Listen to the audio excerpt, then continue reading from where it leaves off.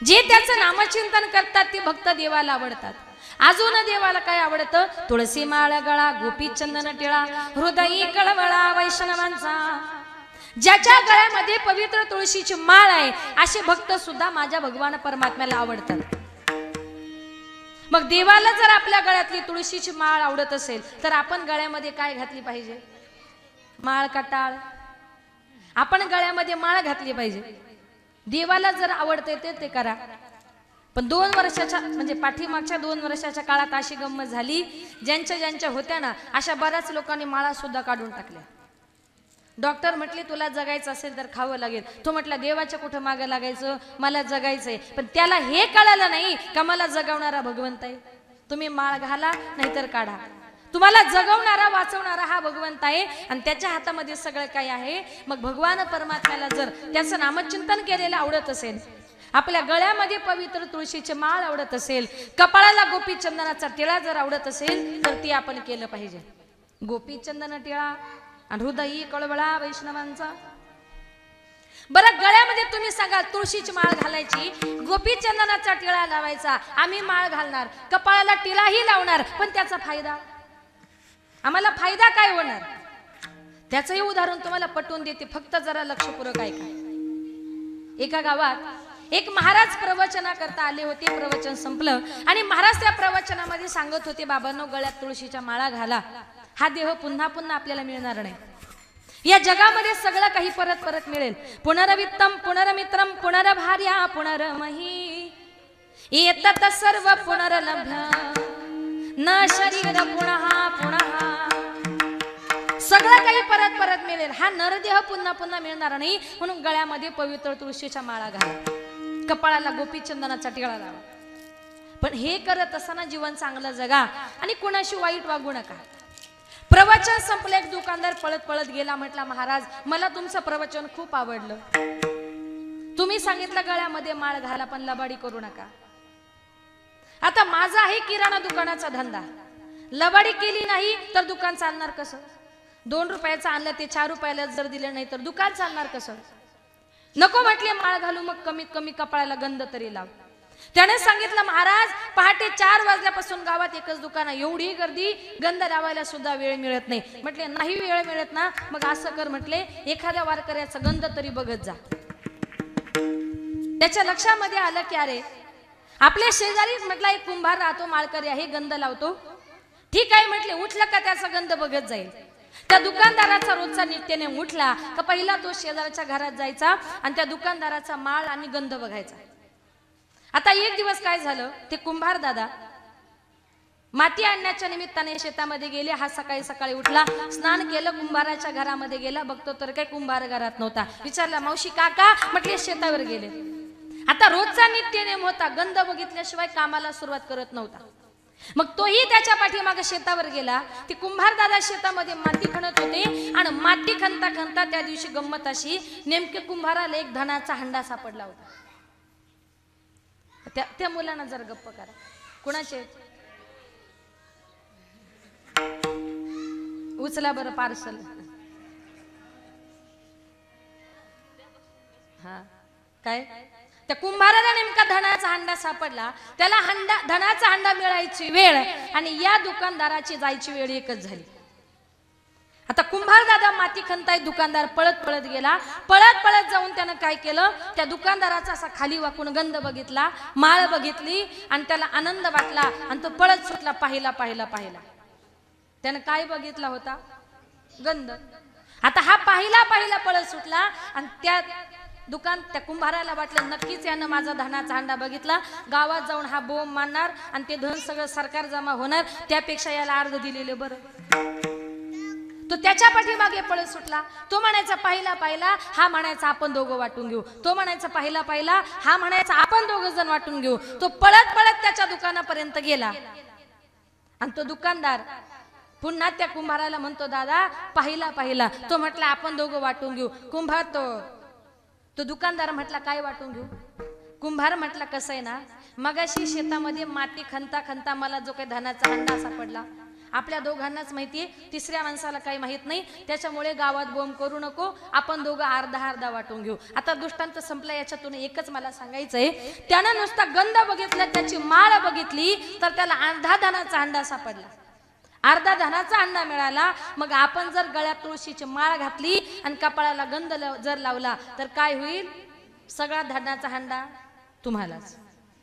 हा फायदा आहे. तुळशी माळ गळा, गोपी चंदन टिळा, हृदयी कळवळा वैष्णवांचा. म्हणून संत महात्मे तुम्हाला मला पुन्हा पुन्हा विनंती करून सांगतायत की बाबांनो, तुम्ही देवाचं चिंतन करा. माझ्या तुकोबारांनी देवाचं चिंतन केलं, आवडीनं चिंतन केलं. परिणाम तुकोबारांच्या हातामध्ये काळ होता. तुकोबारांना बघितलं की यमाची अवस्था काय व्हायची? काळ गुलाम सलाम करी तुकया घरी रामते, तुकया घरी रामते, तुकया घरी रामते. काळ गुलाम सलाम करी तुकया घरी रामते,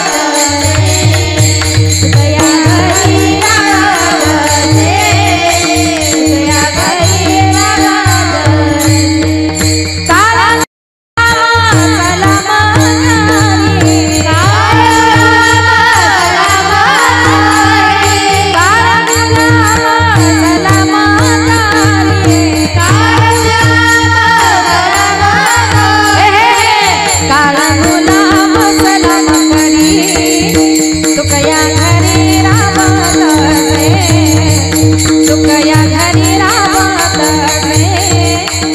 तुकया घरी रामते.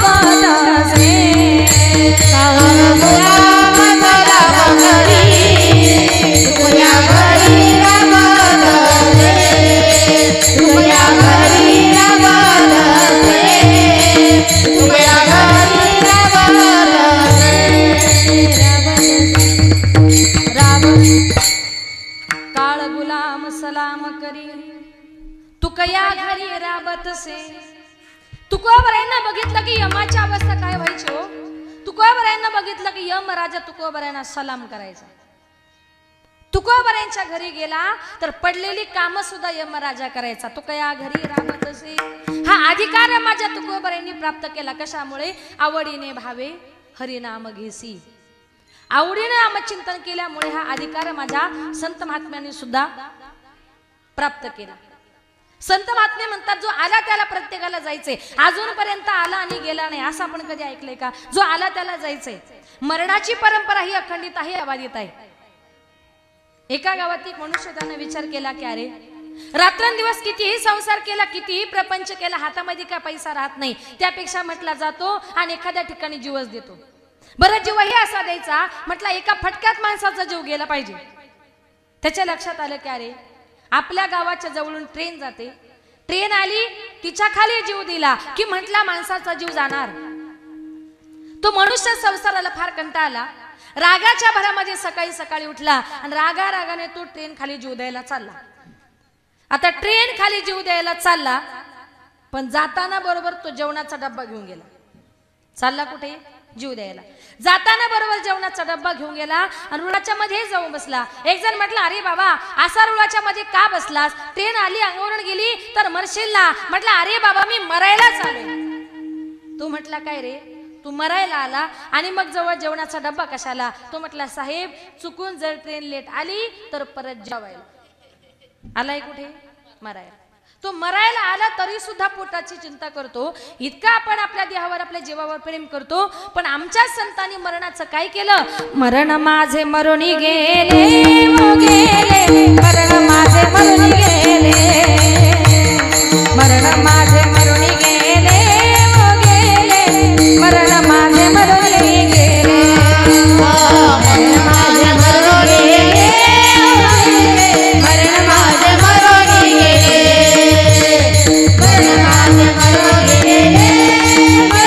मरण माझे मरून गेले, मरण माझे मरून गेले, मरण माझे मरून गेले, मरण माझे मरून गेले, मरण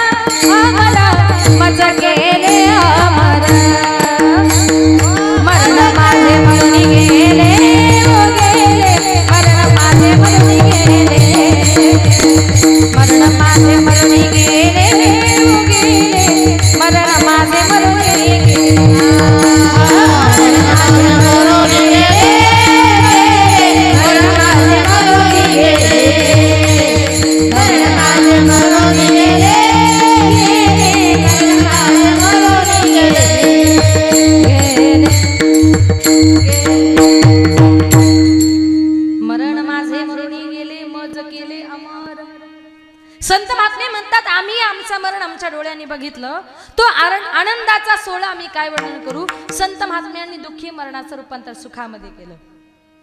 लाख मोलाचा नरदेव भगवान परमात्म्याने तुम्हाला मला दिलाय, पण प्रत्येक अवयवाचा वापर कसा करायचा हे सुद्धा भगवंताने आपल्याला सांगितलंय.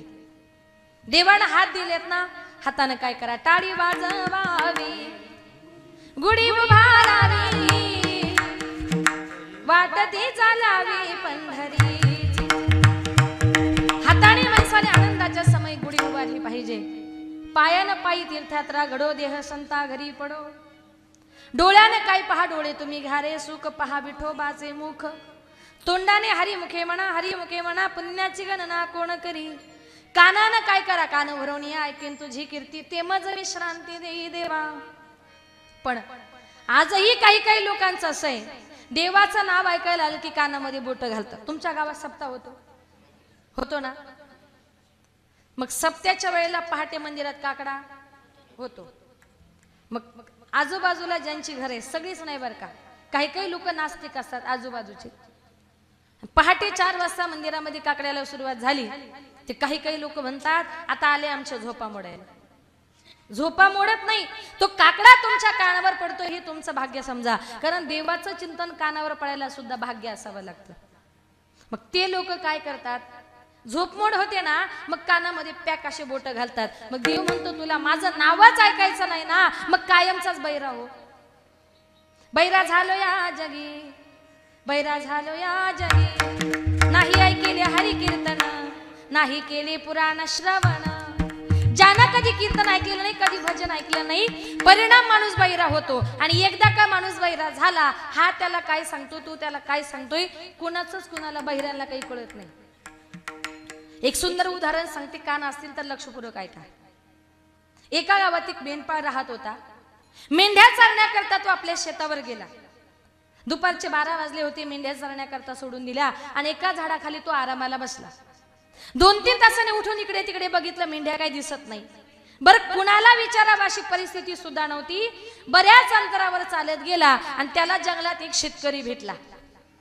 तो म्हटला बरं झालं, या शेतकऱ्यानं माझ्या मेंढ्या नक्की बघितल्या असतील. तो त्या शेतकऱ्याच्या जवळ गेला, सांगितलं शेतकरी दादा, माझ्या मेंढ्या ह्या रस्त्याने गेल्या का, असा हात करून विचारला. आता तो शेतकरी बहिरा असल्यामुळं त्याला वाटलं हा विचारतोय या शेतात लावलंय काय. तो म्हटला या शेतात ना सगळे कांदे लावलेत. त्याला वाटलं हा सांगतो का तुझ्या मेंढ्या ह्या रस्त्याने गेल्या. आता हाताच्या संकेतानुसार पुढे गेल्यानंतर त्याला त्याच्या 20-25 मेंढ्या मिळाल्या. त्याला आनंद वाटला की अरे त्या शेतकऱ्याने आपल्या एवढ्या 20-25 मेंढ्या सापडून दिल्या, त्याचे आपल्यावर किती उपकार झाले. आपण जास्त नाही, पण त्या 25 मेंढ्यामध्ये एक असं पाय मोडलेलं मेंढरू होतं आणि त्याला ते बगले घेऊनच फिरावं लागायचं. मग त्याने विचार केला याला बगलेमध्ये घेऊन फिरवण्यापेक्षा त्या शेतकऱ्याचे आपल्यावर उपकार झालेत, म्हटलं असं करू हे मोडकं मेंढरू त्यालाच देऊन टाकू, सांभाळायचं ताण जाईल आणि त्याच्या उपकारातून उतराई होईल म्हटलं. म्हणून त्याने ते असं पाय मोडलेले मेंढरू आपल्या बगलेमध्ये घातलं. त्या शेतकऱ्याकडे आला आणि शेतकऱ्याला म्हणतो शेतकरी दादा, आता ज्या शेतकऱ्याकडे आला होता ना ते मेंढ्या विचारायला किंवा त्याला मेंढी द्यायला आला होता ना, तो शेतकरी होता बहिरम सोसायटीचा अध्यक्ष. लक्षात आलं का तुमच्या? मेंढपाळ कसा होता, बहिरा होता, आणि शेतकरी सुद्धा होता बहिरम सोसायटीचा अध्यक्ष. आता यानं काय केलं, ते मेंढरू घेतलं, त्या शेतकऱ्याकडे आला आणि त्या शेतकऱ्याला म्हणतो शेतकरी दादा, अरे तू माझ्या एवढ्या 20-25 मेंढ्या सापडून दिल्या म्हणून तुला हे मोडकं मेंढरू बक्षीस म्हणून घे. आता तो शेतकरी बहिरा असल्यामुळं त्याला वाटलं हा सांगतो का तू माझ्या मेंढ्याचा पाय मोडला. तो म्हणतो अरे बाबा, अरे मी तुझ्या मेंढ्याच पाहिला नाही तर मी तुझ्या मेंढ्याचा पाय मोडू कशाला. आणि हा याला काय सांगतो, तू माझ्या एवढ्या 20-25 मेंढ्या सापडून दिल्या म्हणून तुला हे मोडकं मेंढरू बक्षीस म्हणून घे. 2 तास झाले, 3 तास झाले, दोघांचं भांडण काही मिटत नाही. भांडण मिटत नाही ना, म्हणे चला गावच्या पाटलाकडे. दोनही बहिरे गावच्या पाटलाकडे गेले. आता ज्या गावच्या पाटलाकडे भांडण मिटवायला गेले तो गावचा पाटील होता बहिरम सोसायटीचा चेअरमन, म्हणजे तोही बहिरा होता. गंमत अशी पाटलाचं आणि त्याच्या बायकोचं भांडण होऊन पाटलाने त्याच्या बायकोला घराच्या बाहेर काढून दिलं. पाटलाची बायको घराच्या बाहेर गेली आणि तेवढ्यात ते दोन बहिरे घरात गेले. एक जण म्हटलं, पाटील साहेब यांनी माझ्या एवढ्या 20-25 मेंढ्या सापडून दिल्या म्हणून मी याला हे मोडकं मेंढरू बक्षीस देण्यासाठी आलो. दुसरा म्हटला, पाटील साहेब अहो मी याच्या मेंढ्याच पाहिला नाही तर मी याच्या मेंढ्याचा पाय मोडू कशाला. पाटील म्हटला, तुम्ही दोघांनी मला कितीही जरी सांगितलं ना पण मी काय माझ्या बायकोला घरात घेणार. दुष्टांत संपला. भगवान परमात्म्याने कान दिले ना, या कानाचा जर चांगल्या पद्धतीने वापर केला, या इंद्रियाचा जर चांगल्या पद्धतीने वापर केला, दिले इंद्रिय हात पाय कान, दिले इंद्रिय हात पाय कान, डोळे मुख बोलाया वचन, डोळे मुख बोलाया वचन, जेणे तू जोडसी नारायण, जेणे तू जोडसी नारायण, नासे जीवा पण भवरोग, दिले इंद्रिय हात पाय कान, दिले इंद्रिय हात पाय कान, नासे जीवा पण भवरोग, दिले इंद्रिय हात पाय कान, दिले इंद्रिय हात पाय कान, दिले इंद्रिय हात पाय कान, डोळे मुख बोलाया वचन, जेणे तुळसी नारायण, असे जगन भवरो, दिले इंद्रिय हात पाय कान, डोळे मुख बोलाया वचन, जेणे तुळसी नारायण, असे जगन भवरो.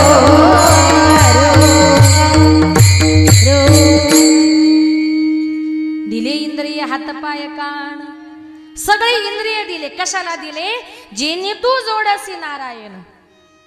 नारायणाला भगवंताला जोडण्याकरता दिलेत. मग भगवंताला जोडून काय करायचंय तर आवडीने भावे हरिनाम घेसी.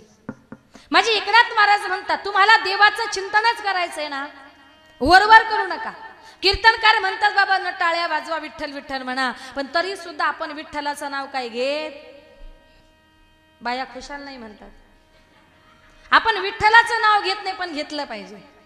कीर्तनकार बघतायत, कीर्तनकार म्हणतात म्हणून वरवर विठ्ठल विठ्ठल म्हणायचं नाही. देवाचं चिंतन करायचंय ना, कसं करा तर माझे एकनाथ महाराज अभंगाच्या आवडीने भावे हरी नाम घेसी, आवडीने भावे हरी नाम घेसी, आवडीने भावे हरी नाम घेसी, आवडीने भावे हरी नाम घेसी, आवडीने भावे हरी नाम घेसी, आवडीने भावे हरी नाम घेसी, आवडीने भावे हरी नाम घेसी, आवडीने भावे हरी नाम घेसी.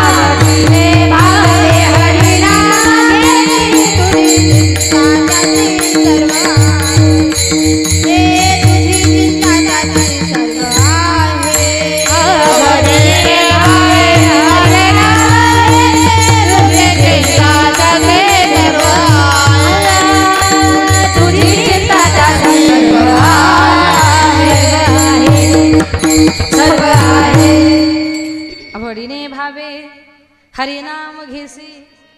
एकनाथ महाराज चिंतन करायचे, वरवर करू नका, आवडीनं करा. तुम्ही सांगाल आवडीने चिंतन करायचं म्हणजे कसं करायचं? जीवनामध्ये आवड, प्रत्येकाच्या जीवनामध्ये कशाची ना कशाची तरी आवड असते. कुणाला जेवणाची आवड, कुणाला भाषणाची आवड, नाही का? कीर्तनात बसल्यानंतर कुणाला गायनाची आवड असते, कुणाला वक्तृत्वाची असते, नाही का? प्रत्येकाची आवड ही वेगवेगळी असते. मग आवड म्हणजे काय? बघा, एखाद्या माणसाला एखादी भाजी जर खूप आवडत असेल आणि त्या दिवशी त्याच्या आवडीची भाजी जर केली, तो म्हणतो अरे वा. पुरुषांकरता सांगते बरं, ऐका. तो म्हणतो अरे वा, आज माझ्या आवडीची भाजी केली. आवडीची भाजी केली म्हटल्यानंतर त्या दिवशी तो काय करतो? एक भाकर खाण्याऐवजी अर्धीच भाकर खातो. खातो की नाही? नाही. मग किती खाता? आवडली म्हणून. एकच्या ऐवजी दोन. तरी का? आवडली म्हणून आपण पुन्हा पुन्हा घेतो. आपण म्हणतो भाजी खूप छान झाली, अजून थोडी द्या, अजून थोडी द्या. चवी चवी घेऊ घास, ब्रह्मरस आवडी. आणि गोड लागली म्हणून डबल खातो. तुका म्हणे गोड लागे तो मागे रसना. तशी भगवत चिंतनाची सुद्धा आपल्याला काय लागली पाहिजे? आवड लागली पाहिजे. दुसरी गोष्ट म्हणजे भावे. चिंतन करायचे भावाने करा. भगवान परमात्म्या करता मनातला भाव हा फार महत्वाचा आहे. महिलांकरता सांगते, ज्या वेळेला स्त्रिया स्वयंपाक करत असताना, स्वयंपाक करत असताना तुमच्या मनात जो भाव असतो, जे विचार असतात ना, ते विचार त्या स्वयंपाकामध्ये उतरत असतात आणि खाणाऱ्याची बुद्धी सुद्धा तशीच बनत असते.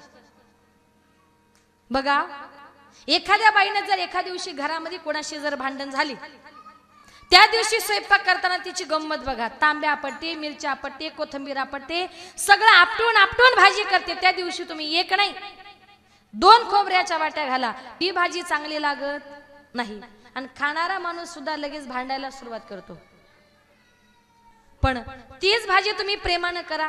माझ्या नवऱ्याला आवडते, माझ्या मुलाला आवडते, नका तिच्या शेंगदाणे खोबरं काहीच नका घालू, नुसते मीठ मिरची मसाला घालून जरी भाजी केली ना, ती भाजी चांगलीच लागते. याला कारण का? ती भाजी करण्यामध्ये तुमच्या मनामध्ये प्रेमाचा भाव होता, तर ती भाजी करण्यामध्ये तुमच्या मनामध्ये भांडणाचा भाव होता. आणि नसे जर महिला मंडळ माझ्यावर विश्वास, तर घरी जा, नवऱ्याशी चांगली भांडण करा, मग भाजी करून बघा आणि सांगा कशी लागते ती. काय? मनातला भाव हा भगवान परमात्म्या करता महत्वाचा आहे. म्हणून आवडीनं भावानं चिंतन करा. आता तिसरी गोष्ट म्हणजे काय? काही काही लोक देवाचं चिंतन करतात, पण कसं? त्याला म्हणतात भयाने किंवा भीतीने. तुम्ही सांगाल ते कसं? एक उदाहरण सांगते, लक्षपूर्वक ऐका. एका बापाने आपल्या मुलाला सांगितलं, बाळा, आपल्या गावामध्ये एंट्री करताना गावाच्या वेशीवर एक मोठं वडाचं झाड आहे आणि त्या वडाच्या झाडावर रात्री 12च्या नंतर ते निघतं. लक्षात आलं का तुमच्या?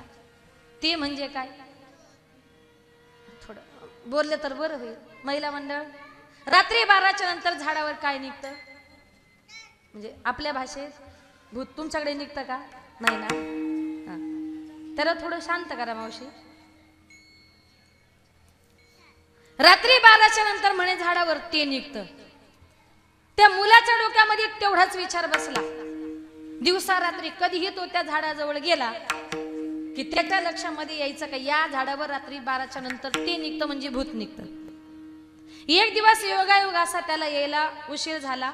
रात्रीचे 11:30 पावणे 12 वाजले होते आणि त्याच्या लक्षामध्ये आलं काही करून गावात जायचे. जायलाही एकच रस्ता होता. आज 100% म्हटलं त्या झाडाखालून मला जायचंय. पावणे 12 वाजले होते आणि बरोबर म्हटलं 12 वाजता त्या भूताची माझी भेट होणार. तो मुलगा इतका घाबरला का ते भूत पक्क त्याच्या असं मनामध्ये बसलं का आज 100% भूताची माझी भेट होणार. तो मुलगा घाबरला होता. जसं असं झाड जवळ येत होतं तशी तशी मनामध्ये भीती वाढत चालली होती आणि तो मुलगा त्या झाडाच्या जवळ गेला. बरोबर 12 वाजले आणि झाडाच्या फांद्या जोर जोरात हलायला लागल्या. पण गंमत अशी, त्या झाडावर त्या दिवशी नेमकं एक माकड आलं होतं. माणूस यायची चाहू लागली म्हणून त्याने या फांदीवरून त्या फांदीवर जे उड्या मारायला सुरुवात केली. पण याच्या लक्षामध्ये काय आलं? त्या झाडावर काय आहे? भूत आहे म्हटला. इतका घाबरला. मग घाबरल्यानंतर माणूस धावा कुणाचा करतो? आई बापाचा का देवाचा? देवाचा. त्यानं कधी काळी माझं कीर्तन ऐकलं होतं. ज्ञानोबाराय सुद्धा म्हणतात एखाद्या ठिकाणी तुम्हाला भूत आहे असं जर वाटलं त्याला घाबरून जायचं नाही. त्याच्या करता मंत्र सांगितलाय, हरी उच्चारणी मंत्र हा हरी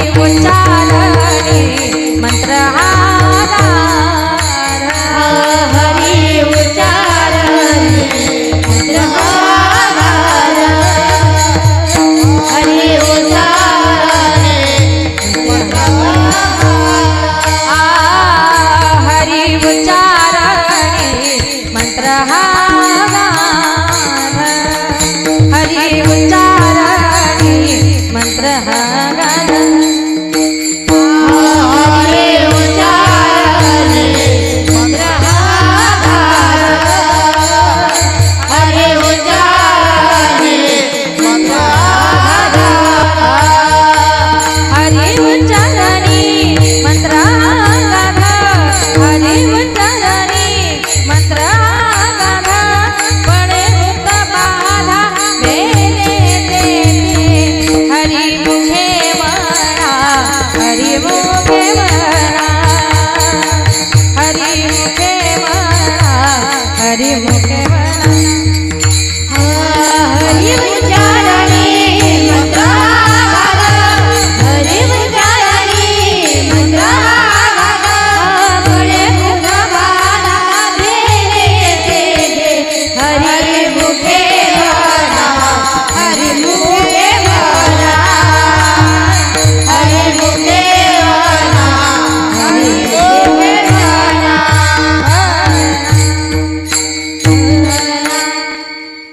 ज्ञानोबराईंनी मंत्र सांगितलाय भूताला पळवण्याचा हरी उच्चारणी मंत्र हा अगाध पळे भूत बाधा भेने. त्यानं कधी काळी माझं कीर्तन ऐकलं होतं ज्ञानोबराईंनी सांगितलंय एखाद्या ठिकाणी भूत आहे असं वाटलं तर त्याला घाबरून जायचं नाही हरी हरी म्हणायचं. मग त्या मुलाला भूताची भीती वाटल्यानंतर त्यानं हरी हरी हरी हरी जे हरी म्हणायला सुरुवात केली हरी कुठपर्यंत घरी येईपर्यंत घरी आला त्याचा हरी संपला. आता मला सांगा भूताची भीती वाटल्यानंतर त्या मुलानं जे काही हरीचं चिंतन केलं ते आवडीनं केलं प्रेमानं केलं का भावाने केलं का भीतीने केलं कशाने केलं भीतीने केलं. याला म्हणतात भयाने किंवा भीतीने नामचिंतन करणं. पण एकनाथ महाराज म्हणतात भयाने भीतीने नामचिंतन करण्यापेक्षा काय करा आवडीने भावे हरिनाम घेसी. थोडंसं पुढचं सांगते. माझे एकनाथ महाराज असं म्हणतात की काही लोकांचा या जगामध्ये बघा करणे तेची करा नरका घोरा का जाता शुद्ध पुण्य तेची एक जयामध्ये नारायण. आजही काही काही लोकांचा करणी नावाच्या गोष्टीवर विश्वास आहे. तुमच्याकडे आहे का तो करणी प्रकार? तुम्हाला नसेल माहिती बाबा महिलांना माहिती असेल. आहे का तुमच्याकडे करणी महिला मंडळ? काहीतरी बोला ना. आहे ना? आहे. म्हणजे ते काय होतं एखाद्या बाईला जर ताप यायला सुरुवात झाली कधी कधी तिला टायफॉइड मलेरियाचा संध्याकाळी ताप येतो. मग तिच्या मनात गैरसमज होती ती डॉक्टरला म्हणते मला संध्याकाळ झाली का ताप येतो दिवसभर मला काही होत नाही. मग एखादी बाई म्हणते भक्ताकडे जा तुला नक्की काहीतरी झाले. ती भक्ताकडे जाते आणि ते भगत पहिला पॉइंट असा सांगतात की माणसाला जिंकून घेतात. ते भगत म्हणतात बाई तुमच्या गल्लीमध्ये एक पांढऱ्या केसांची चष्म्यावाली बाई राहते आणि तिनं तुम्हाला करणी केली. आता गाव तिथं वयस्कर बायका असणारच ना पांढऱ्या केसांच्या चष्म्यावाल्या. वय झालं की चष्माही लागतो आणि केसही पांढरे होतात. मग तिच्या लक्षामध्ये येतं की आमच्या गल्लीमध्ये ती पांढऱ्या केसांची चष्म्यावाली राहते. मग तिची लगेच शंका तिच्यावर. ती लगेच शेजारणीला म्हणते बाई तिला बघितलं की तिला बघत जाऊ नको तिच्याशी बोलू नको तिला बघितला की ताप येतो. मग तिनंही तिला बघितलं की तिलाही ताप येतो. असं करता करता त्या बाईची बातमी गावभर पसरते आणि तिचा लोक प्रचार करतात का तिला करणी येते. माझी एकनाथ महाराज म्हणतात अरे याच्यावर त्याच्यावर विश्वास ठेवायचाच नाही. बघा एखाद्या बाईला करणी जर येत असती आणि तिनं आपल्या संसाराचा नाश जर केला असता तुम्हाला खरं सांगू हे वाक्य जरा लक्षपूर्वक ऐका. एखाद्या बाईला असा काही चमत्कार जर करता येत नसता तर भारताला सीमेवर हे नाही का जे काही जवान आहेत जे काही फौजी आहेत ते सीमेवर उभी करण्याची गरजच पडली नसती हो. अशा 9-10 बायका त्यानं करणीवाल्या नेल्या असत्या आणि त्यांनी म्हटले असं पाकिस्तानचा नाश हो लगेच नाश झाला असता. कुठं चाललोय आपण? महाराज म्हणतात याच्यावर अजिबात विश्वास ठेवायचा नाही. तुम्हाला करायचंय ना काय करा करा रे बापानो साधन हरीचे करा रे बापानो साधन हरीचे करा रे बापा साधन हरीचे करा रे बापा साधन हरीचे करा रे बापानो साधन हरीचे करा रे बापानो साधन हरीचे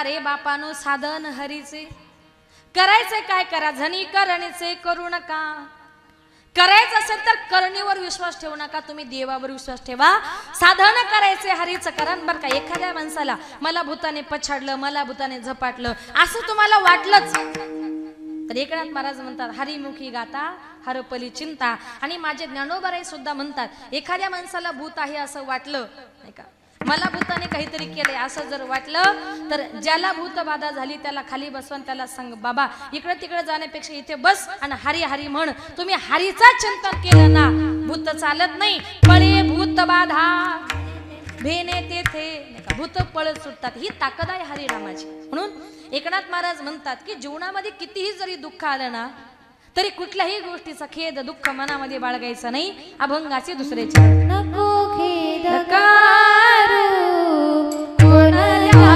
गोष्टीचा, नको खेद करू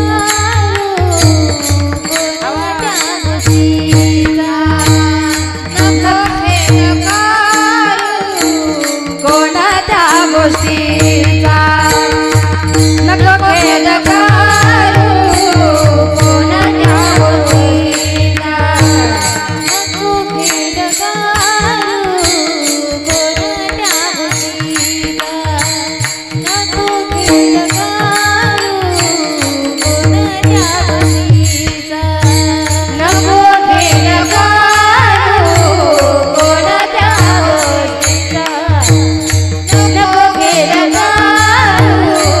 कोणत्या गोष्टीचा, पती लक्ष्मीचा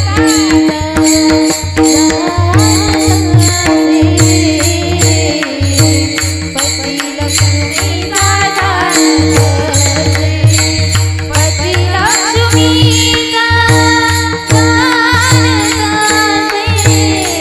हरी मोरी गाता हरी मोरी गाता पती लक्ष्मीचा जात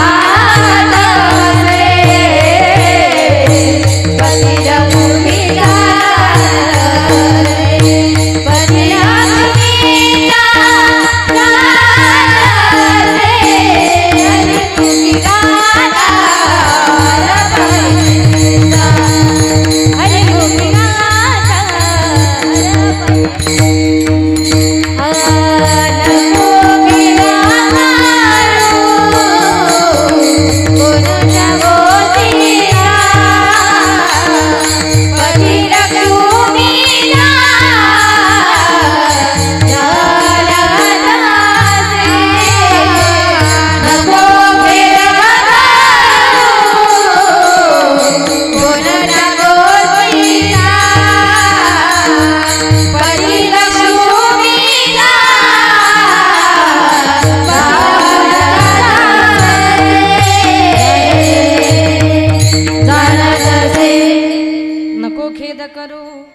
कोणत्या गोष्टीचा पती लक्ष्मीचा जाणत असे. एकनाथ महाराज म्हणतात कुठल्याही गोष्टीचा खेद दुःख मनामध्ये बाळगायचं नाही. लक्ष्मीचा पती भगवान परमात्मा तुमचं माझं प्रत्येकाचं दुःख मानून घ्यायला तयार आहे. पण आताच्या काळामध्ये लोकांची गंमत अशी झाली, खरं सांगू लोकांना आज देव नको फक्त देवाची बायको पाहिजे. लक्षात आलं का तुमच्या? देव नको देवाची बायको पाहिजे. देवाची बायको म्हणजे लक्ष्मी.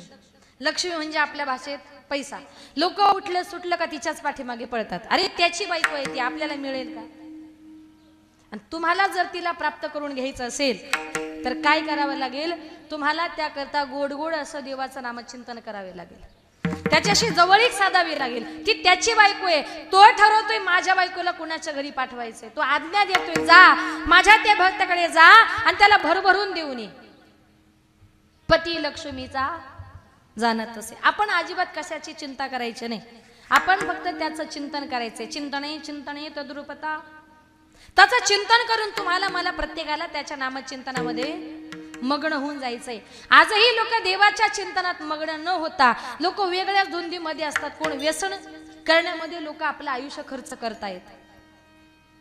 पण तुम्ही आयुष्यभर जर व्यसनच करत राहिला तर शेवटी तुमच्या हातामध्ये जीवनामध्ये पश्चातापाशिवाय दुसरं काहीच उरत नाही. तुम्हाला खरं सांगू, एका गावात एक मनुष्य रोज रात्रंदिवस दारू प्यायचा, बायको मुलांकडे लक्ष नाही.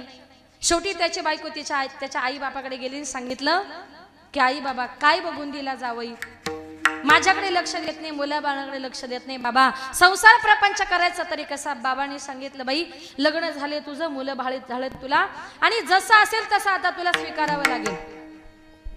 हवं तर मी तुला उदरनिर्वाह करता. तुमच्याकडे बकरी म्हणतात का शेळी म्हणतात? दोन्ही म्हणतात ना, बर. मग त्यानं आपल्या मुली करता ती शेळी दिली आणि ती घरी घेऊन आली. नवऱ्यानं बघितली, बायकोला म्हणतो, खाणारा पिणारा होता, बायकोला म्हणतो काय ग एवढी मोठी शेळी आणली, देते का पार्टीला? ती म्हटली हा माझ्या बापाच्या घरून आणली, तुम्हाला पार्टीला नाही.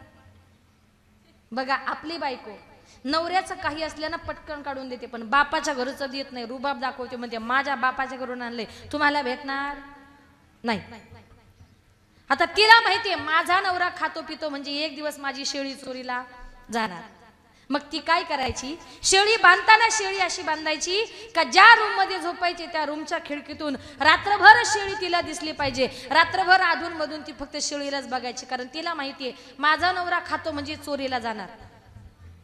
त्यानं ठरवलं, प्रेमानं मागितली, बायको शेळी देत नाही. म्हटलं अमावस्येची रात्र शोधून म्हटला बायकोला अंधारात ठेवायचा, अंधाराचा फायदा घेऊन म्हटला शेळी नेऊन तिची पार्टीच करायची. म्हटलं अमावस्येच्या दिवशी सगळे मित्र जमा केले आणि अमावस्येच्या रात्री तो गोठ्यामध्ये गेला, त्यानं ती शेळी नेली, तिची पार्टी बिर्टी केली.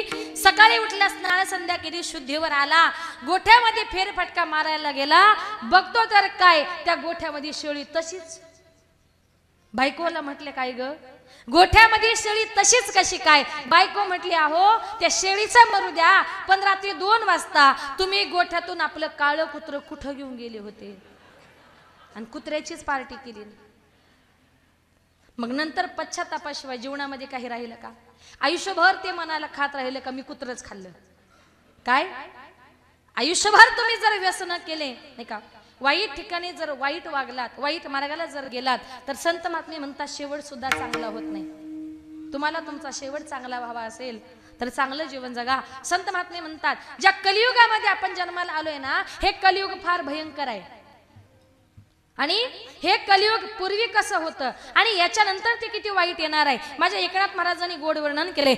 शकून सांगावया वाले माई माझना, शकून सांगावया वाले माई माझना, शकून सांगावया वाले माई माझना, शकून सांगावया वाले माई माझना.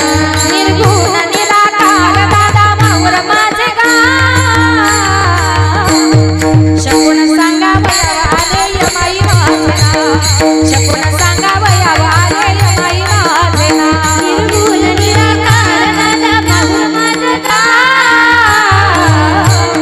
शकून सांगावया वाले माई माझना, शकून सांगावया वाले माई माझना.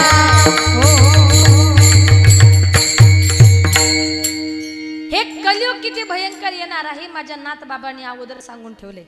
आता ऐका, कलियुगाचे दादा ऐकावी थोरी, कलियुगाचे दादा ऐकावी थोरी,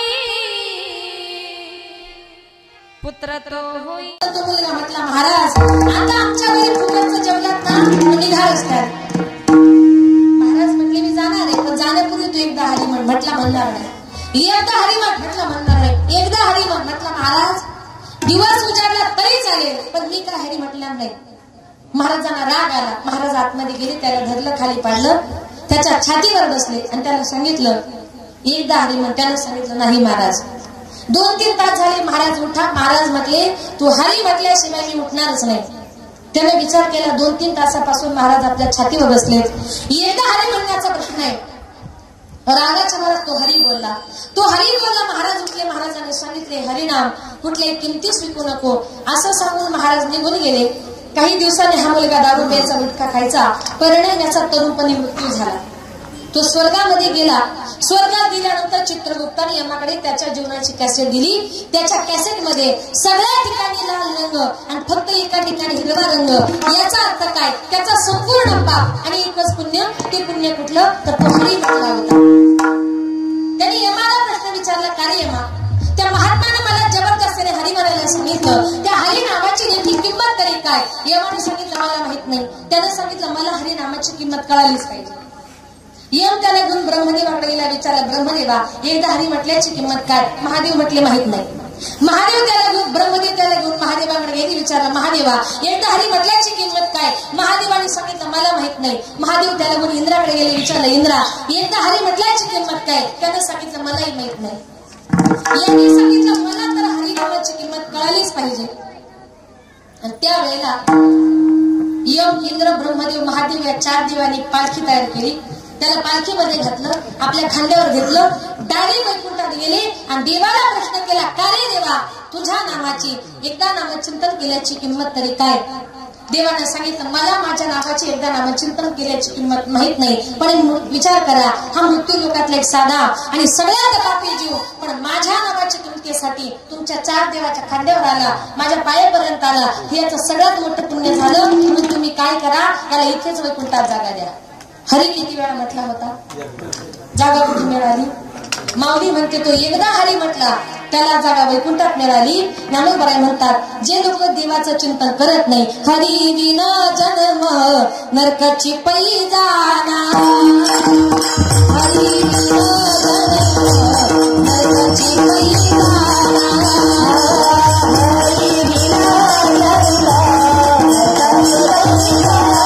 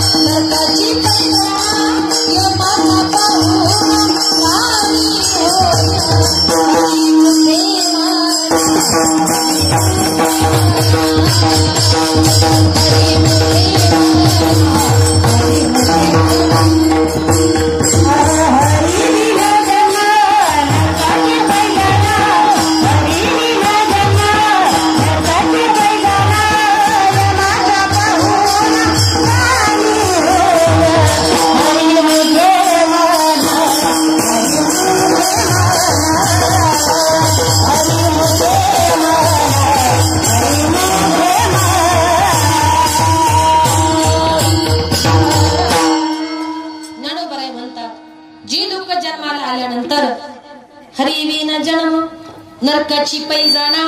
देवाचं चिंतन करत नाही ते नरकात गेल्याशिवाय राहत नाही. ते यमाचे पाहुणे लवकर होतात. यमाचा पाहुणा जर लवकर व्हायचं नसेल तर हरिमुखे म्हणा, हरिमुखे म्हणा. पुण्याची गणना कोण करी. तुकोबराय म्हणतात काळाने घेऊन जायच्या अगोदर तो काळ तुमच्या माझ्या शिरावर आधी की ज्याप्रमाणे कसाही अगर फाटे गाई बैलांना कधी सोडणार नाही, तो जर यम देखील जीवाला कधी सोडणार नाही.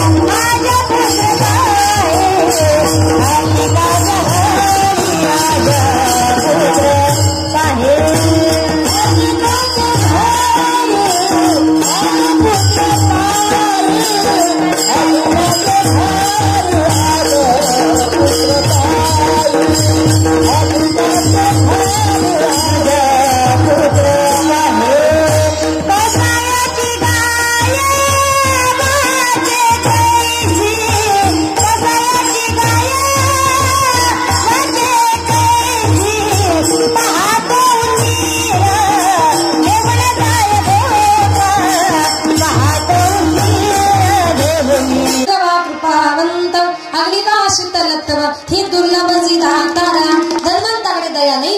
अग्नी हा कधी शीतल होणार नाही. वाघ हा गायीला कधी सोडून देणार नाही. तद्वत यमनिकली जीवाला कधी सोडणार नाही. म्हणून तुकोबराय म्हणतात, तुका म्हणे काही करा काढा काढी. आपण बहिरव घेऊ, नंतर बहिरव घेऊ. जाती आईसी घडी पुन्हा नाही विठोबा.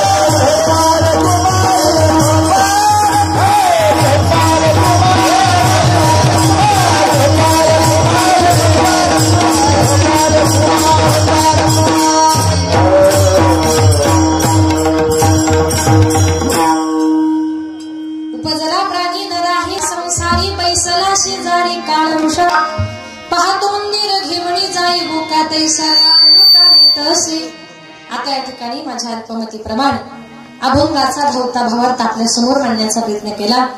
कार्यक्रमाची वेळ ही संपलेली, संपत आली. गुण भरपूर झाले, जास्त वेळ घेणार नाही.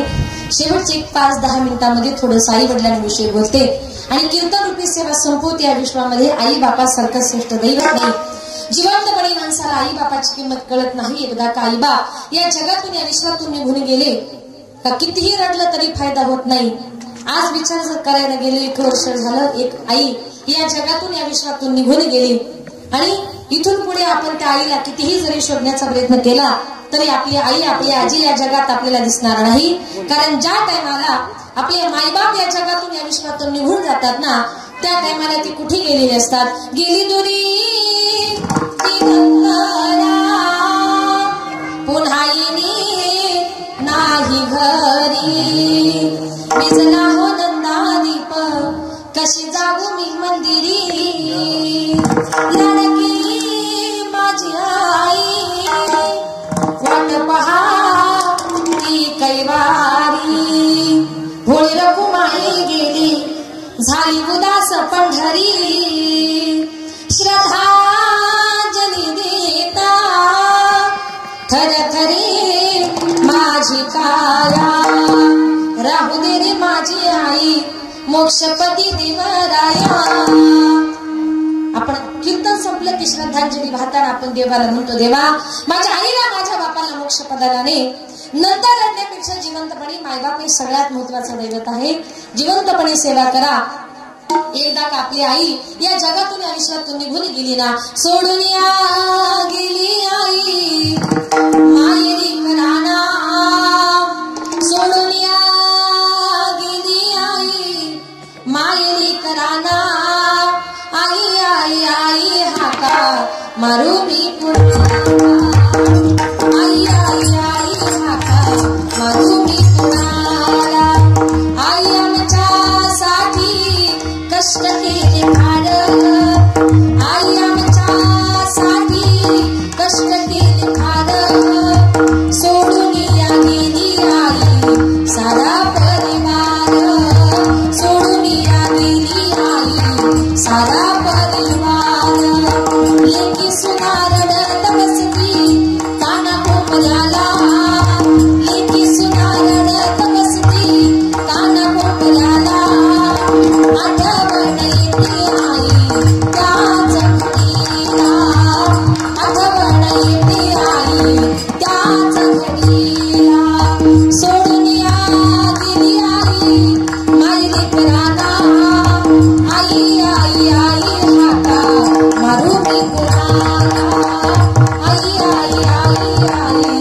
रडू मी कोणाला.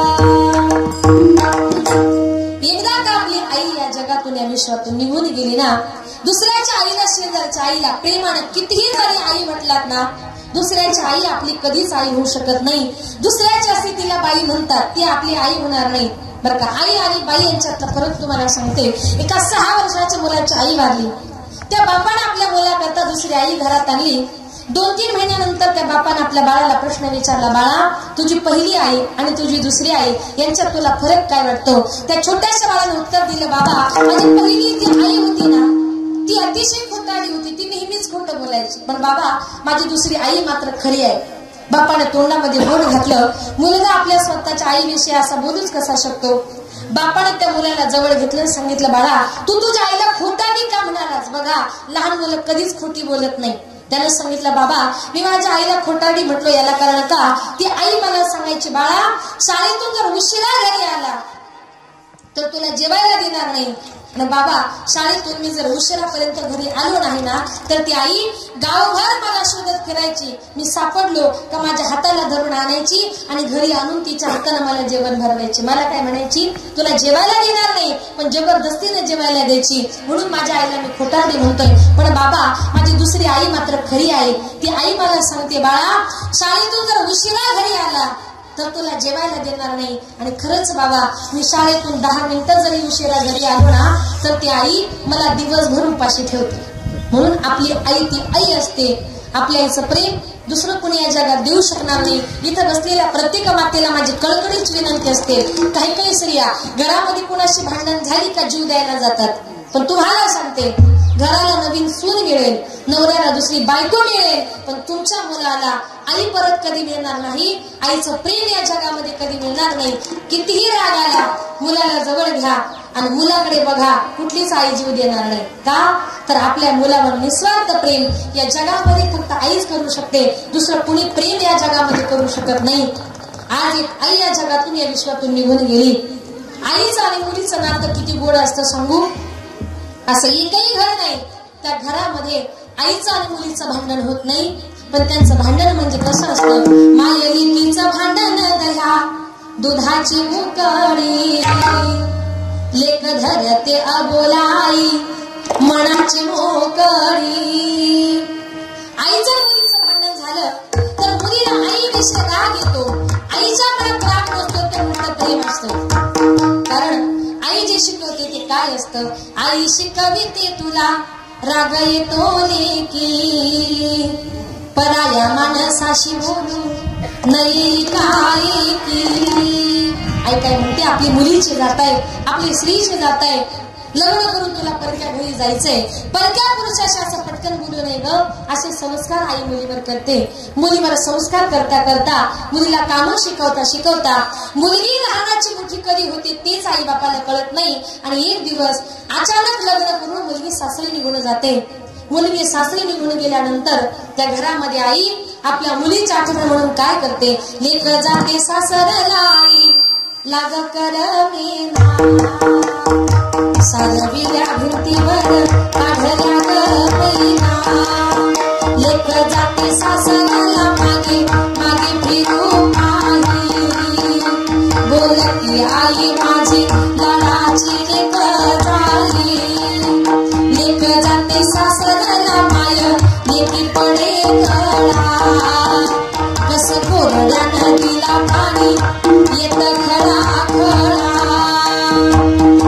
लग्न करून संध्याकाळी मुलगी जायला निघाल्यानंतर आता तुझी मुलगी चालली, आता तो रड, असं आईला सांगावं लागतं का हो. मुलगी जायची चाहूल लागली का आईच्या डोळ्यातून खळखळ असं पाणी येतं. कारण का या जगामध्ये निस्वार्थ प्रेम आपले आई बाप करू शकतात. लग्न करून मुलगी निघून गेल्यानंतर त्या घरामध्ये आईला आपल्या मुलीची आठवण येते. प्रत्येक कामात आईला आपली मुलगी दिसते. आई रडते. आई म्हणते, माझ्या मुलीसाठी माझा जीव फार व्याकुळ होते, काही करा पण मुलीसाठी व्याकुळ झालेल्या जीवाला परत एकदा त्या आईला भेटवायला आणा. आई रडते आणि काय म्हणते, माझ्या जीवाच्या लेकीला आज सांगवा पाठवा, माझ्या व्याकुळ जीवाला माझी पालन भेटवा, नाव लेकी जग घेता जात फिरे गला गला, माझी डोळ पुसणा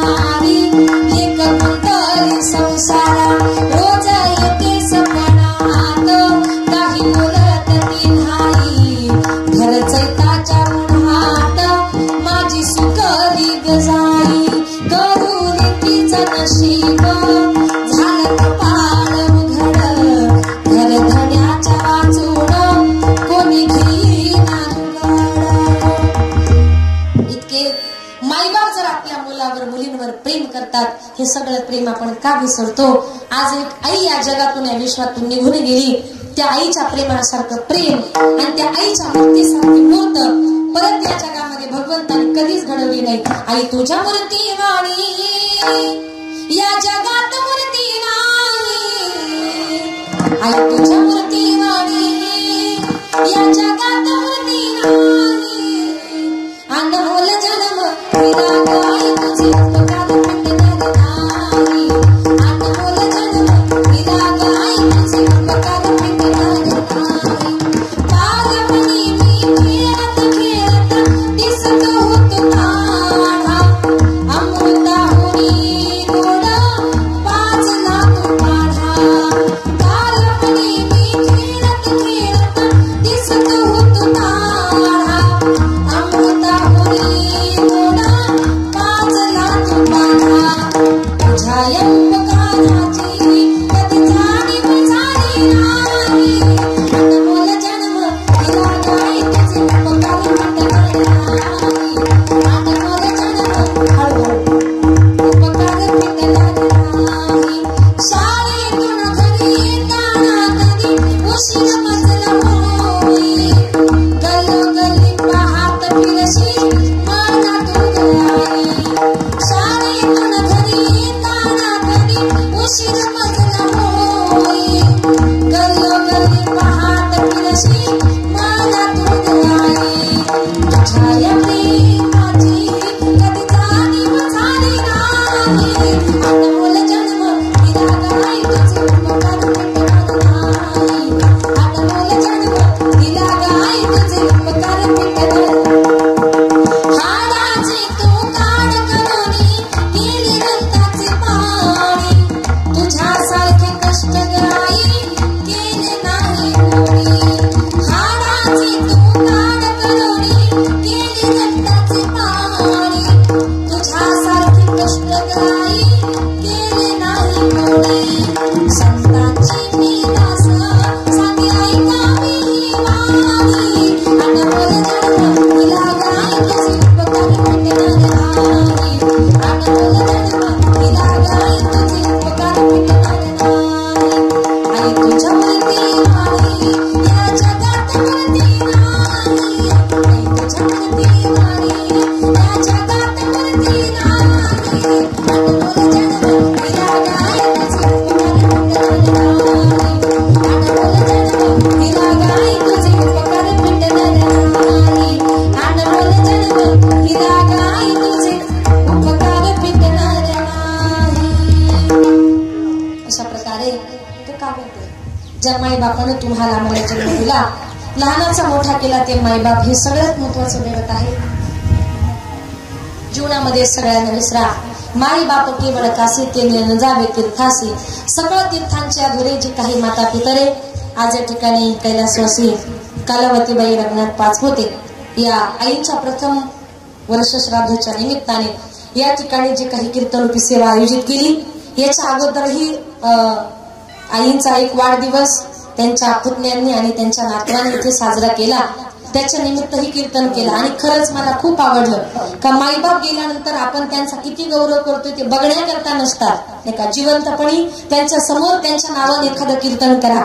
माई बापाला आनंद झाल्याशिवाय राहणार नाही. आणि खरंच त्या मातेने तिचा सोहळा तिच्या वाढदिवसाच्याच वेळेला बघितला.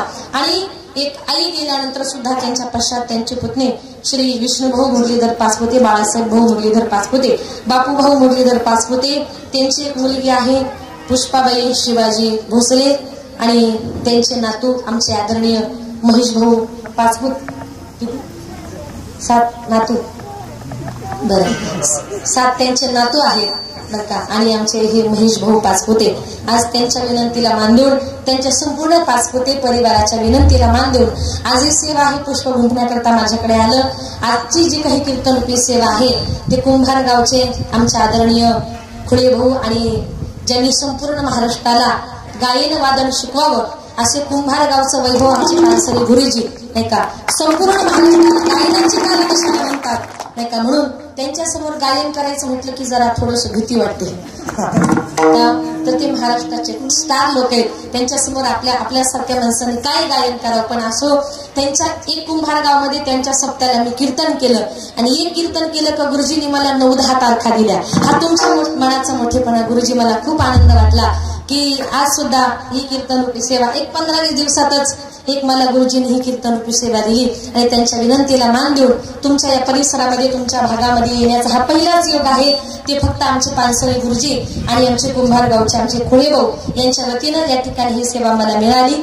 या कार्यक्रमाकरता ज्यांनी 2 तास गोड अशी मृदुंगाची सेवा दिली ते पानसरे गुरुजी, ज्यांनी तबल्याची सेवा दिली ते आदरणीय हरिभक्त परायण सचिन भाऊ आणि विजय काका कुलकर्णी.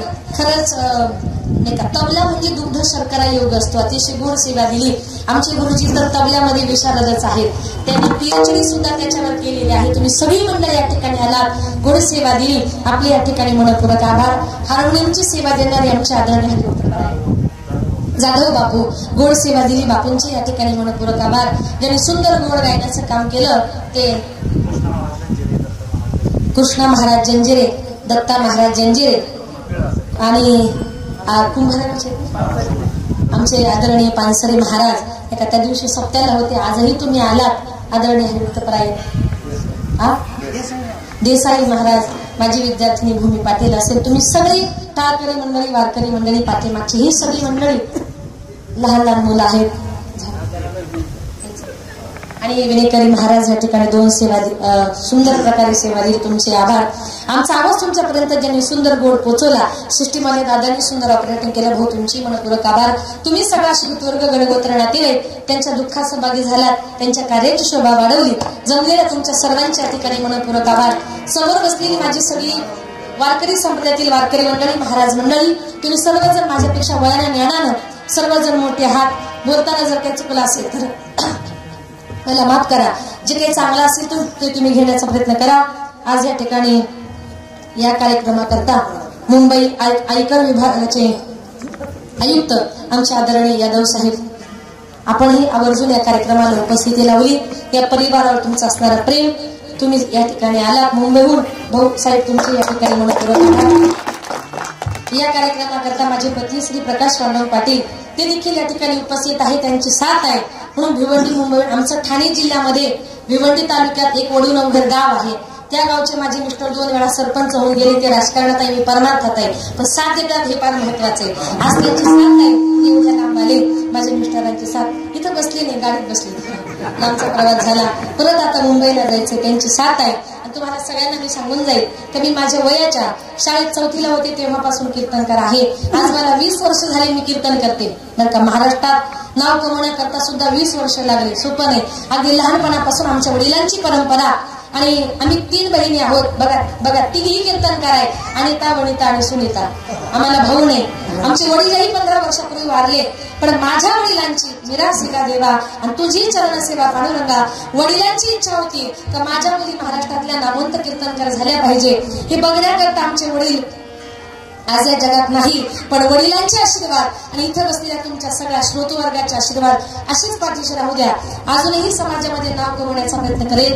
नगर जिल्ह्यामध्ये अकोले तालुक्यात माझी मुलींची वारकरी शिक्षण संस्था आहे. अगदी 2री पासून ते 10वी 12वीच्या याच्यासारख्या 40 विद्यार्थी संस्थेमध्ये शिक्षण घेतात. फक्त मुलींकरता ती वारकरी शिक्षण संस्था आहे. त्याच्यातली एक विद्यार्थिनी आली, गोड गायन केले, तिचे आभार. बोलताना चुकलं असेल, युट्यूबच्या माध्यमातून आज ही कीर्तनरूपी सेवा संपूर्ण महाराष्ट्रावर दिसणार आहे. त्या दादांनी 2 तास शूटिंग केलं, भाऊ तुमची मनपूर्वक आभार.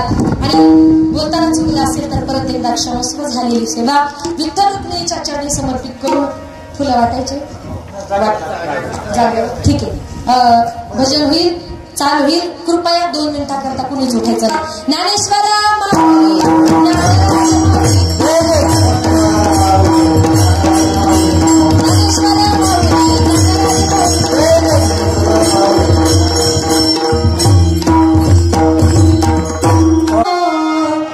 दिला तिने जीवनाकार,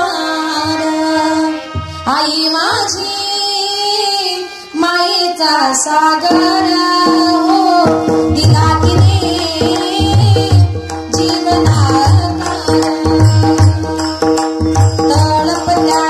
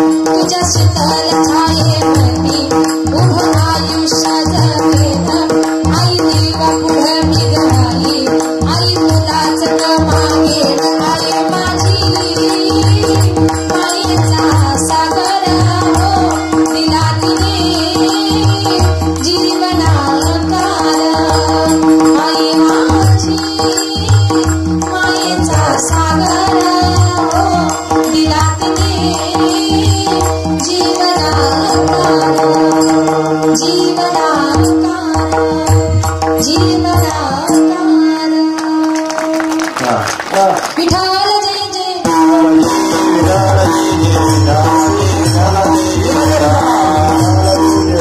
जय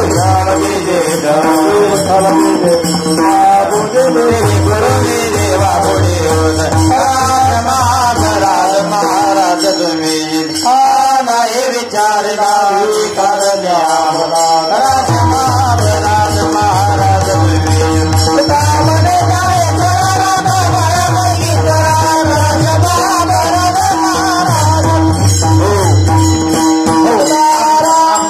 आम्ही जातो तुम्ही गोपाळावी आम्ही जातो तुम्ही गोपाळावी विनंती माझी सकला सांगा विनंती माझी वाढवेळ झाला उभा पांडुरंग झाला उभा पांडुरंग वैकुंठाचे रंग बोलावे वैकुंठाचे रंग बोलावे वैकुंठाचे रंग बोलावे अंतदायी विठवा माझी बाळा झाला गुप्त तुला झाला गुप्त तुला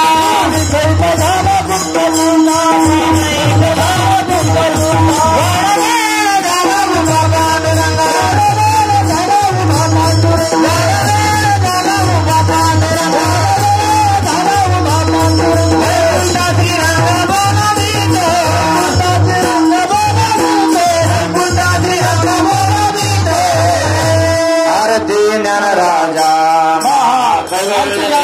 सेवकी राजा गोपुरी ज्ञान गीत आ